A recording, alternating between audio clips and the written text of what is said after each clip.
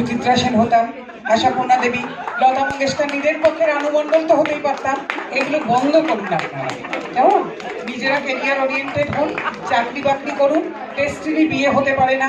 আজকের যুগে দাঁড়িয়ে আপনি ভালো মা না হলে আপনার জীবন বৃথা, এসব প্লিজ ভুলে যান। যারা এসব বলে আপনাদের মাথা খাচ্ছে, অ্যাকচুয়ালি তারা আপনাদের সঙ্গে কিন্তু অন্যায় করছে, ক্ষতি করছে আপনাদের।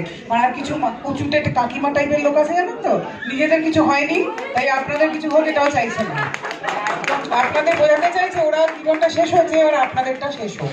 আমি ইয়াং মেয়েদের এটা বলতে চাইছি, বিয়ে কখনো ডেস্টিনেশন লাইফের হতে পারে না। চাকরি বাকরি করুন, পড়াশোনা শিখেছেন, নিজেদের বাবা মাকে দেখুন, তাদের নিয়ে ঘুরতে বেড়াতে যান, সিনেমা দেখুন, ফুর্তি করুন।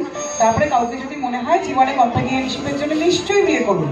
বাচ্চা কাচ্চা হলে হোক, না হলে আজকে জেনারেশনের বাচ্চা এমনি আপনাকে দেখবেন না। শুধু শুধু জীবনের গোল্ডেন লাইফটা, মানে গোল্ডেন টাইমটা ব্যাড ইনভেস্টমেন্টে নষ্ট করবেন না। আমি বললাম পরে একসময় মনে হবে কাজের পেছনে পয়সা নষ্ট করলাম। করবেন না এসব প্লিজ, আমি বলছি করবেন না।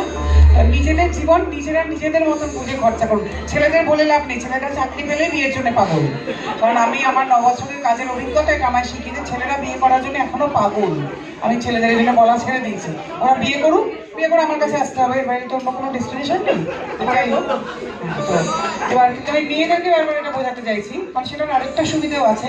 মেয়েরা কেরিয়ার ওরিয়েন্টেড হলে বিয়ে না করলে ছেলেরা মেয়ে পাবে না বিয়ে করার জন্য, একটা সুবিধা হবে তখন।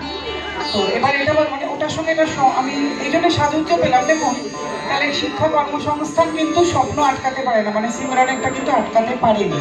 ও কিন্তু নিজের স্বপ্নটা সার্থক করবে। এই সামনে ঝর্ণা বসে আছে, আপনারা হয়তো ওর গল্প সম্ভব জানেন না, আমি জানি।